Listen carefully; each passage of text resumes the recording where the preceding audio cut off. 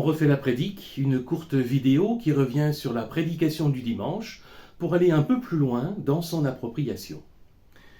Il y a quelques jours avait lieu la fête juive de Yom Kippour, et lorsque le temple était encore là, à Jérusalem, il s'y passait un événement unique dans toute l'année. C'était le seul jour où le grand prêtre pénétrait dans le lieu très saint qui exprimait la présence même de Dieu.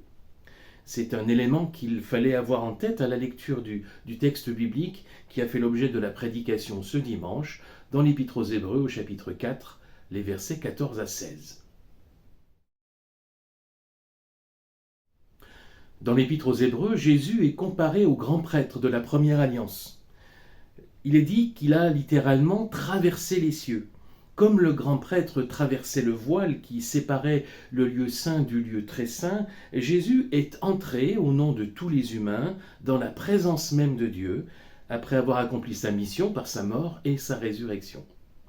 Cet accès désormais possible à Dieu est une promesse formidable pour le croyant. En accédant au trône de Dieu, on ne s'approche pas aujourd'hui d'un juge inquisiteur, mais d'un Père aimant, caractérisé par la compassion et la grâce. Et c'est toujours avec confiance et assurance que nous nous approchons de Dieu aujourd'hui. Voilà qui interroge notre vision de Dieu. Est-il un juge intraitable ou un Père aimant ?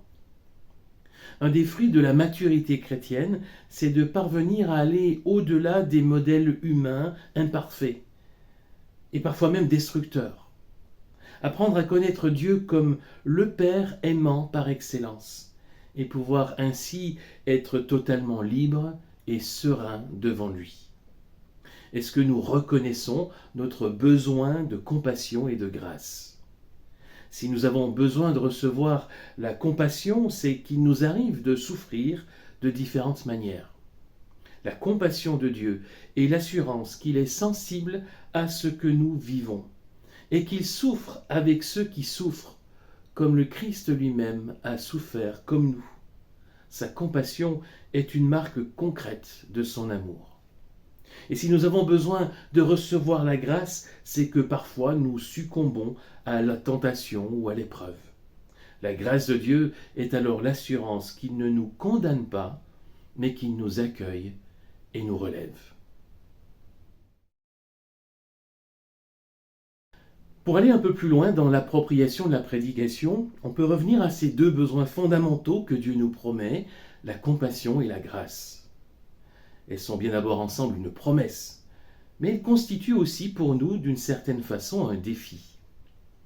Si la compassion de Dieu nous console, et si sa grâce nous promet un nouveau départ toujours possible, l'une et l'autre ont vocation à nous transformer en profondeur et nous rendre alors capables à notre tour de faire preuve de compassion et de grâce.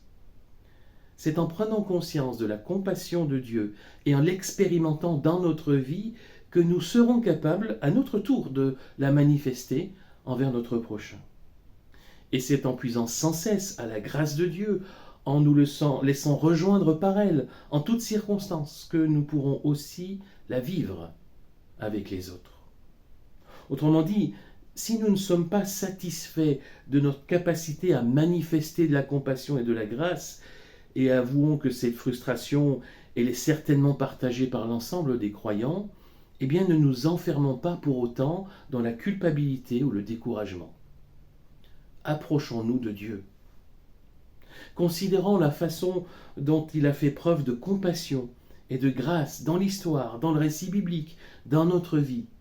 Nourrissons-nous de cette compassion et de cette grâce de Dieu. C'est en débordant de la compassion et de la grâce reçue par Dieu que nous saurons à notre tour être compatissants et pleins de grâce envers les autres. Seigneur, merci pour ta compassion et ta grâce manifestées en Jésus-Christ. Merci pour leur manifestation dans ma vie. Rappelle-moi combien j'en ai besoin chaque jour et que tes réserves ne sont jamais épuisées.